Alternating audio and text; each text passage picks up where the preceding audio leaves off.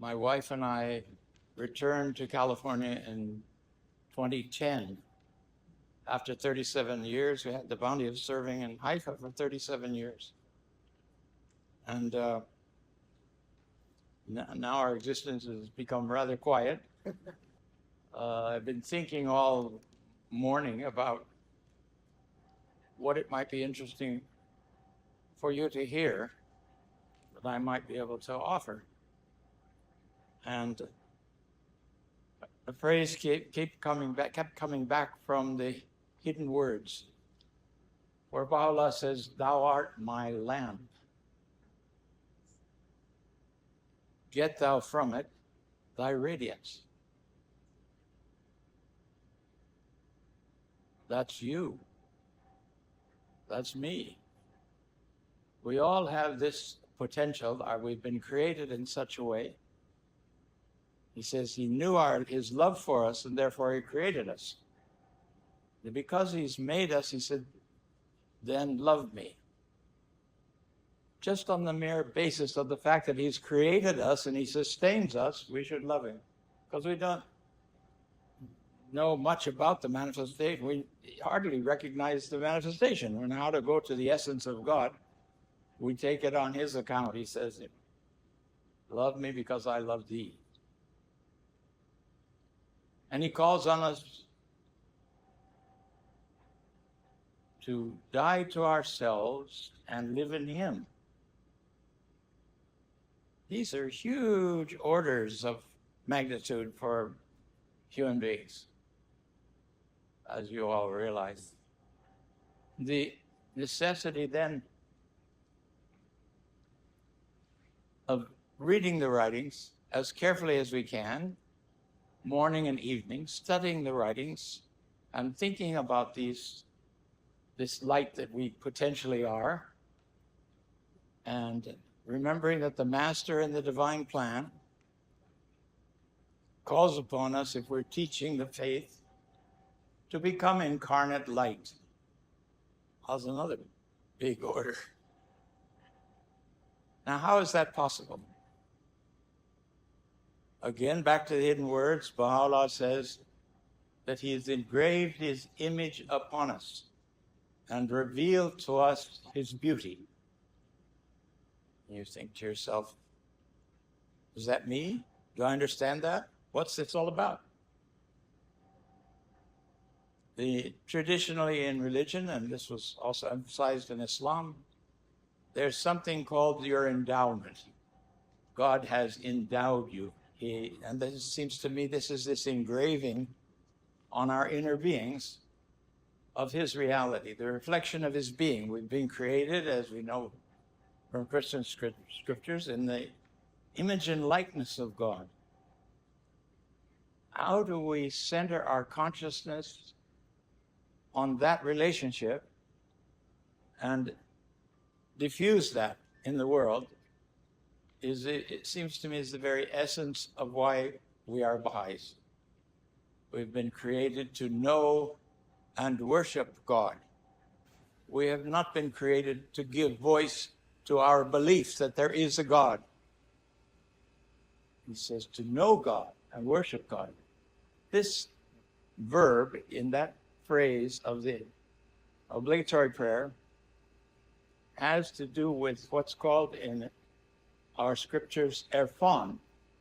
Erfan is a state of knowledge of God, a conscious awareness of God. So it's not something that's simply affirmed verbally. It's something that should live in us, and it can live in us. And why doesn't it live in us more, and why do we struggle so much with it, is because Baha'u'llah says, two veils are keeping us and our consciousness from maturing and grasping the reality of that beauty that he's revealed to us, the reality of the endowment of gifts and qualities he's made at the center of each of our beings. We have to live in the world. We have to eat. We have to go on with life. Yes, that's true. But our attitude towards it all, it seems to me, is central.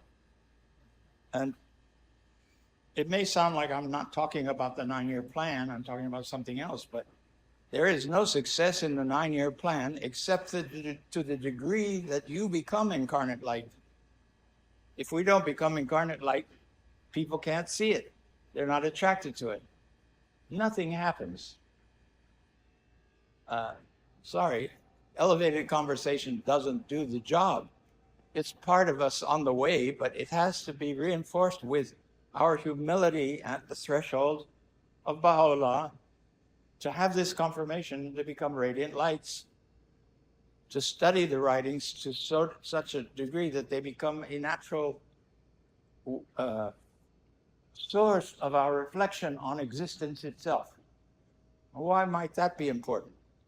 Because we live at the time of the most great, most evil distraction that's ever been on the planet. The materialism that prevails in society today is the exact opposite of what it needs to be for a Baha'i society. And it's so evil that it's distorting now and corrupting every level of society, all the relationships between institutions, relationships between genders, for heaven's sake. What is going on? It's all this problem, and it's, from what I understand from the Guardian's writings, is a problem that faces every, what he calls, would-be warrior of Baha'u'llah. To defeat the forces of materialism in our own existence, in our own thinking, in our own attitudes towards each other. Very challenging in the sense that materialism, one sense you could say, well, that materialism means putting material things before spiritual things. That would be enough. But it turns that it's not just things, it's realities, it's truths that get turned on their head. And so we accept the status quo, the attitude towards the great progress of science and the vision of the world according to the peoples of the world, according to the philosophers of the world, who borrow this knowledge, Baha'u'llah says, stealthily from each other and take pride in it. Acquired knowledge. Do you remember the passage in the Book of Certitude? Baha'u'llah says the first duty of the seeker is to remove the influence of all acquired knowledge. What? It's the influence of it, not the acquired knowledge. Acquired knowledge is important. We're also commanded to study the sciences and know the truths and arts and all the things. That's part of existence too. But not let it become the center of our attention, apart from the gradual building up through the use of the obligatory prayers, through the use of fasting, through daily interaction with the verses of God, that we raise the level of our consciousness and begin to allow Baha'u'llah to remove the veils. And he said the veils are, one, ego, pride. So easy to fall into that. Even such a simple thing as, I'm a good Baha'i, and I'm so much better than the other people because of the faith, and I serve the faith. You know what Abdu'l-Baha says about serving the faith? He says, service of the friends belongs to God, not to them.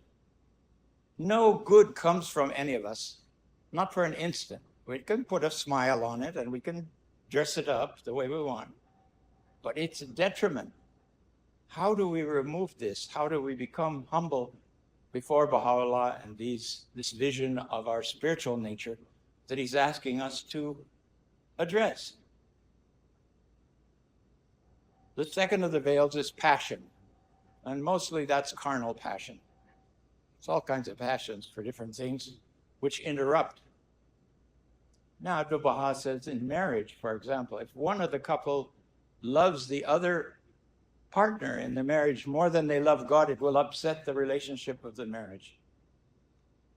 Are we so fanatic we don't love each other in marriage? No. It's that it derives, the love we have for each other should derive from the love we have for God. Then everything flows. The right relationship in marriage the right relationship with our children, with our offspring. All of it has an order, so to speak.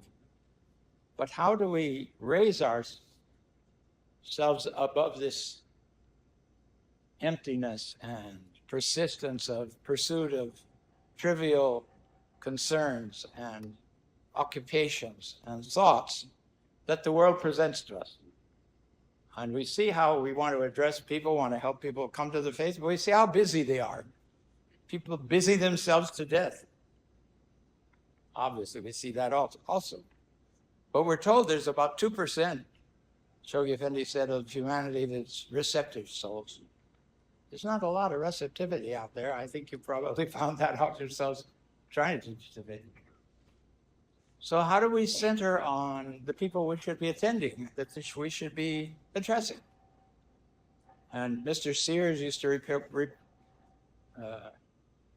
request the friends. He said, pray at dawn that Baha'u'llah lead you to waiting souls, people that need to hear about the faith. And that's a very interesting practice. So one gets in the practice show that I think you'll be surprised at what happens.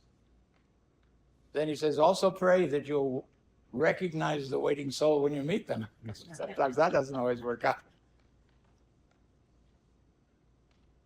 The master told Edna True, who became really the mother of the house of worship here in America, and one of the living hands of the cause, when Shoghi Effendi named Hands of the Cause. She went to found the NSA of Cuba in a wheelchair. She was an extraordinary human being. She went with her daughters on pilgrimage. The last pilgrimage that she made to the master was 1909. And on departure, he called us all together and he said, you know, my final words to you are, think of every soul that you meet as a message from your beloved. Because, thinking and reflecting on these other thoughts that we've been talking about, there is an innate nature full of gifts and wonders at the base of every soul, at the heart of every soul we meet.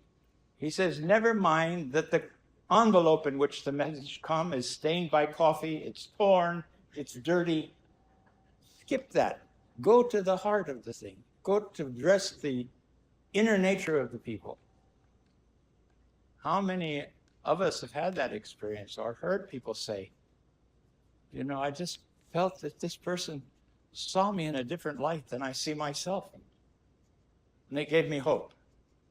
Well, that's the love of mankind, I think, that we're supposed to be expressing to people in the teaching work. Now, if you're not multiplying numbers in your local community, I think we have to think back to these essential points. So I'm not going to rehearse for you the various activities and the phases of the workings of the plan and all that, because there's plenty of institutional members that do that all the time. But I just appeal to you, think back, is my general consciousness what it should be in terms of the writings?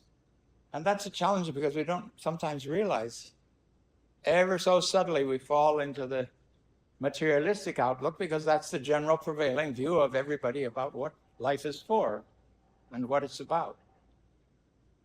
But the greatest enemy of the cause, Shoghi Effendi said, is materialism, because it gradually causes you to deny the Maker and to deny the immediacy of his character to you. In Igan, Baha'u'llah says, all things live, move, and have their being in the manifestation of God. The reality, the spiritual reality, is the fundamental nutriment. It's the factor that keeps everything alive and moving. And it's spiritual, it's not material. It acts through matter, yes, but it comes from a higher realm. And we're told that the things of this world, everything of this world, especially all the good things that you can observe, are first in heaven and then on earth.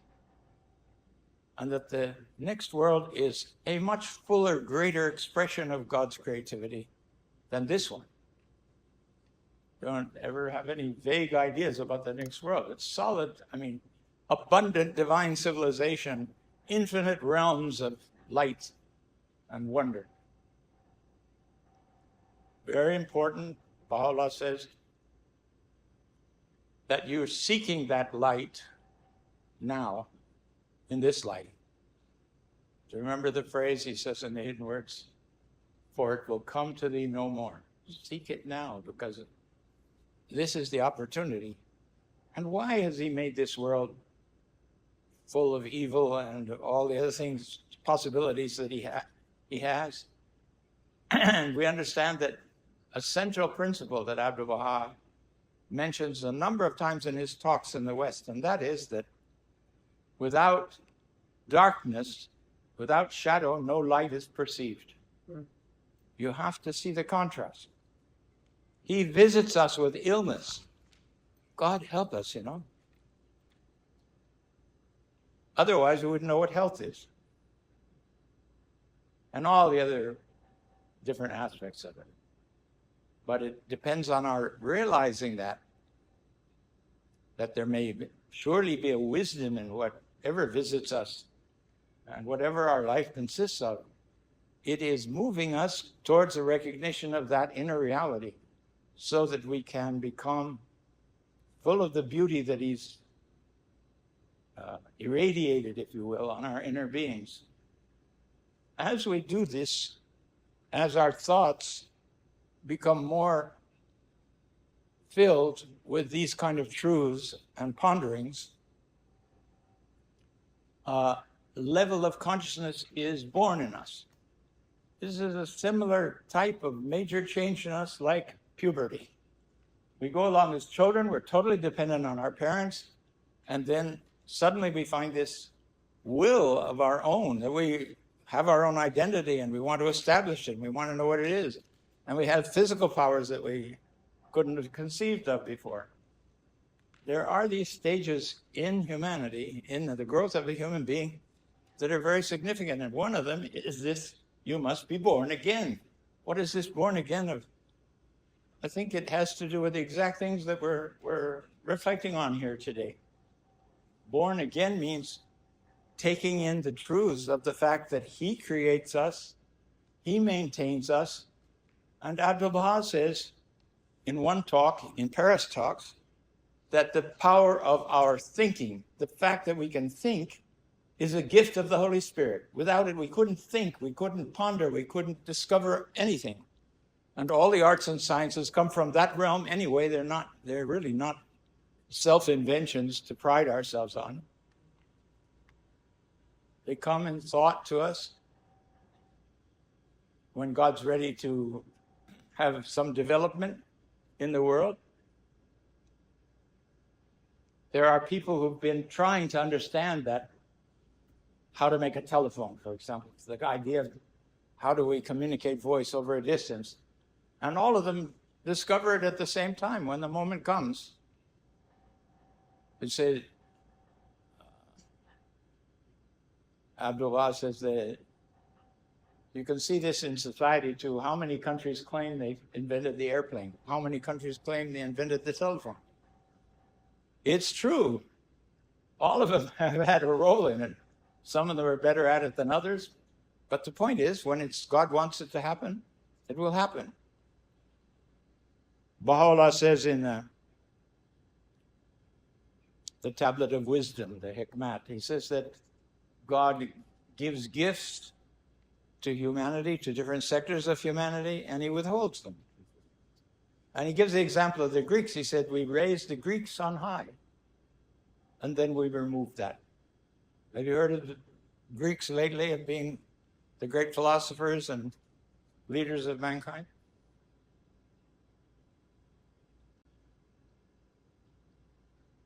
It just seems to tell us it's all in the hands of God. And I don't know any better advice based on my own experience or and a life of prayer is to approach humbly God and ask His help in what do I do next? What am I not doing that I should be doing? How do I become aware? And Abdu'l-Baha says the constant guide for behavior and illumination is the hidden words.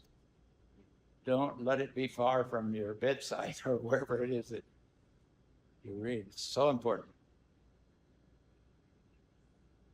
So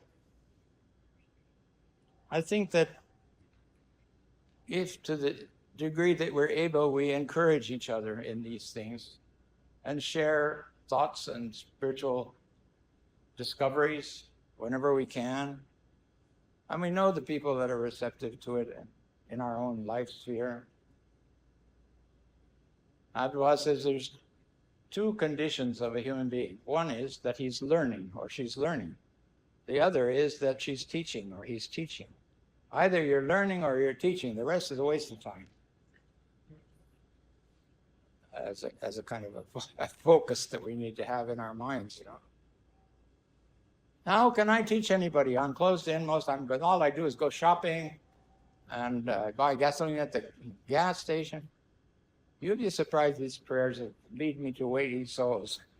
The surprise things that happen and people show up in your lives, and He's not asleep on all of that. There's angels and everything arranging all that kind of thing. And never doubt the power of prayer. Look what He says in that tablet that's at the beginning of the prayer book, that your prayers, what does He call the angels? Those scattering angels. Scattering angels. The scattering angels of the Almighty take the influence of the divine words that they need to be translated through a human being into the realm of human reality, and then they go out and infuse other people.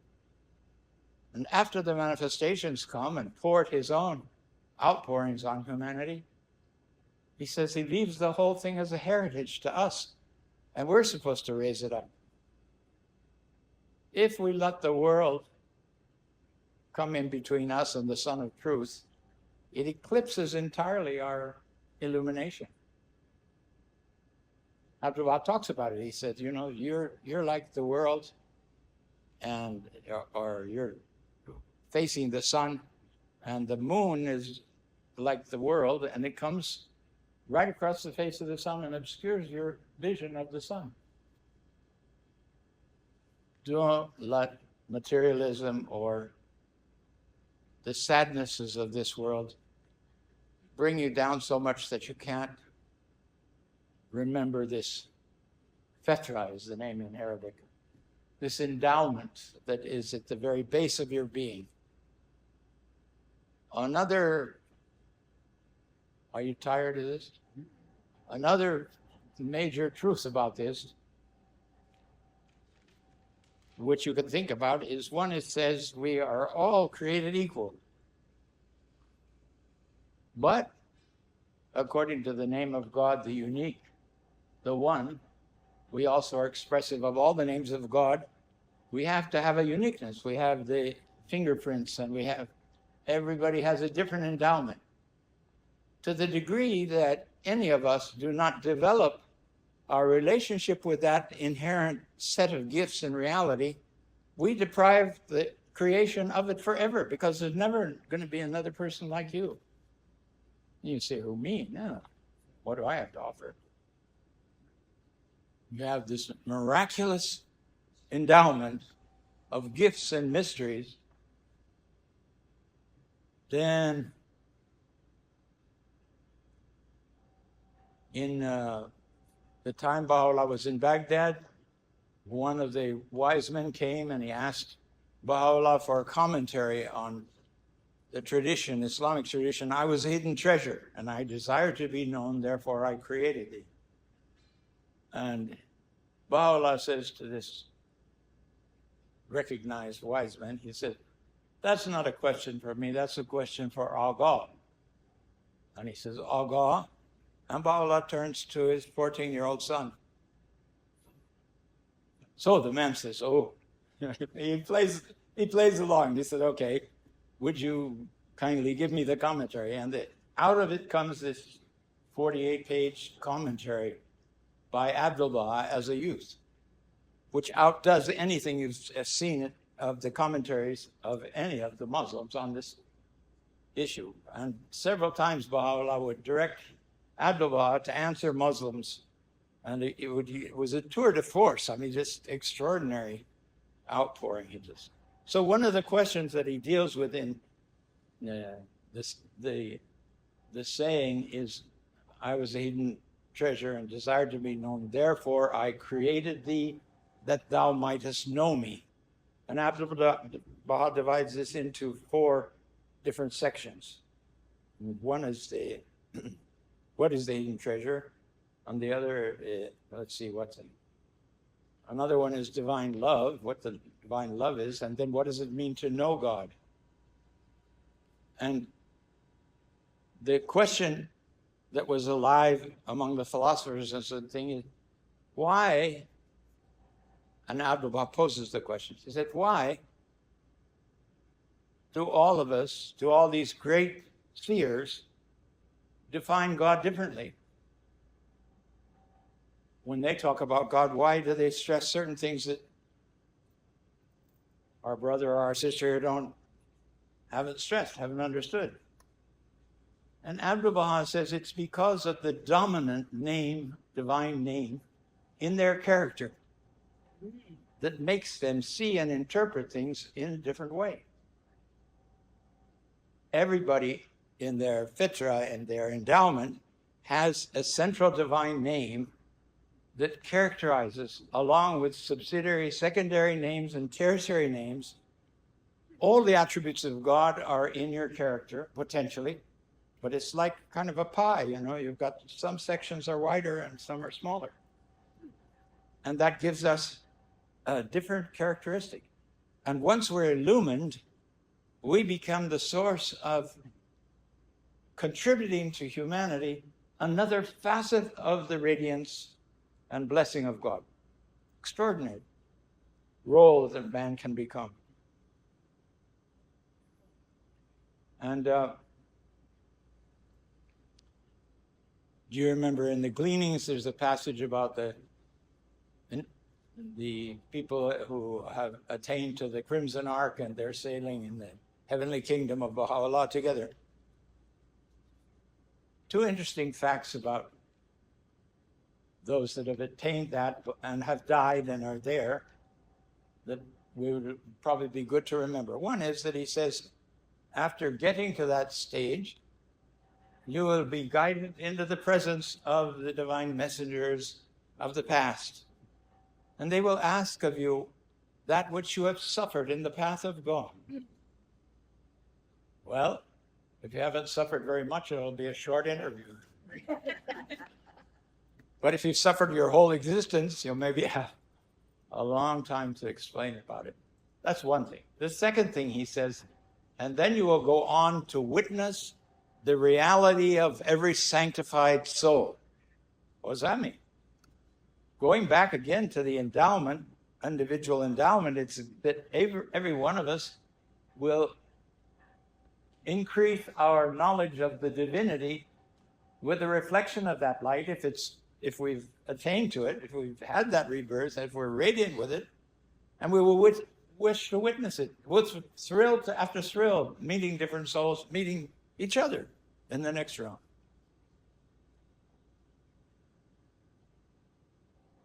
All of this very essential to found ourselves on the truth of the revelation and acquire knowledge, read the newspaper, whatever you need to do, but just keep the focus, keep your balance, keep the gravity of your life fixed on this vision that Baha'u'llah has given us. So coming through the obligatory prayers, coming through the hidden words. If for some reason that hasn't happened in your lives yet, give it a chance. Nobody can do this by themselves. Eventually, the soul understands that it really can't advance. Its most important attribute is turning. Turning. You don't have achievements yourself. All good comes from God, and all evil comes from your own selves. That's a verse in the Gleanings. It means that no good comes from you, and no evil comes from God. All the evil that exists in existence is animated and perpetuated by God's powers that have been distorted and changed by the lower nature, the animal nature of man. We take all that divine blessings and we convert it to satanic energy. And then that host of beings who are inhabited by those suggestions are assigned to whisper into our souls at all times the counter suggestions to the divine revelation.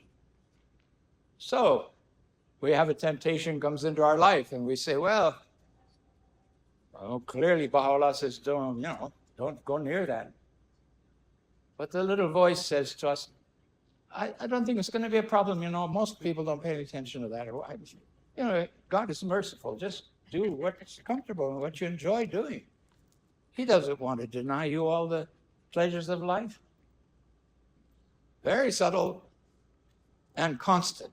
He tells us that's a constant influence in our consciousness. So our consciousness, when it gets about the business it's supposed to be about, is judging between actions and motives and things that we need to do in life, and conforming as best we can to our understanding of the divine purpose. The other, it has angels, and he said if the forces of those angels protect us from these evil suggestions, because otherwise we'd be overwhelmed. We say, oh, well, that's good sense, and follow the whisperings of the dark ones. So much for Baha'is not believing there's a hell. I'm sorry, but you can believe what you want to believe, but that's not what the Baha'i teachings say. It's about half and half in Abdu'l-Baha. It's in every world, not this world alone, but the next world too, where the consequences of bad actions are responded to. And maybe they're curative enough that you can make it back to the heavenly side again. I don't know. Those are part of the mysteries to dwell on a little bit, think about. I'm sorry, these are such heavy subjects, but... No, it's exactly what I need to hear. Thank you. That's for sure. But you get concerned that the cause doesn't seem to be expanding at the rate that you wish it would. What are we doing wrong? I just offer as almost a suggestion that it's this way of looking at the writings which will help to change our potential to touch other hearts, waken souls.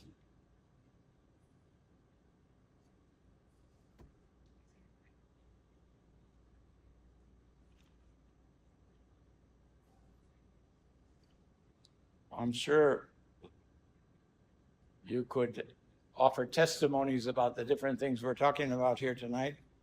You may want to share a story, or you may have questions for each other.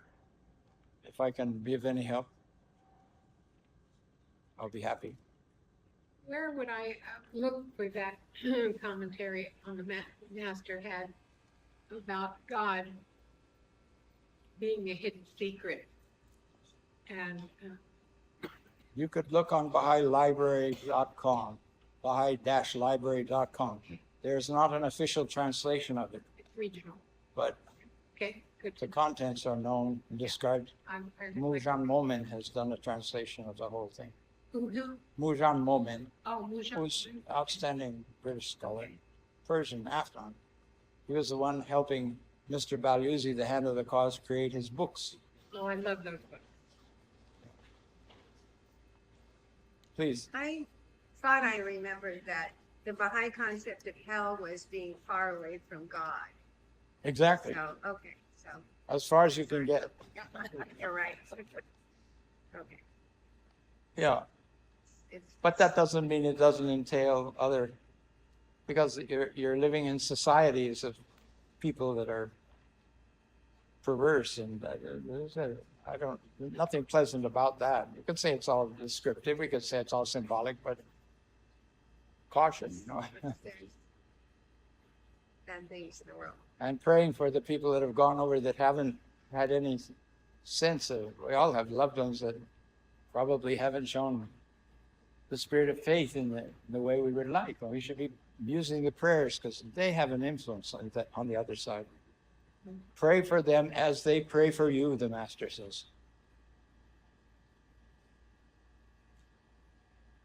I'm contributing my 10 cents. Can you please send me back a quarter's worth?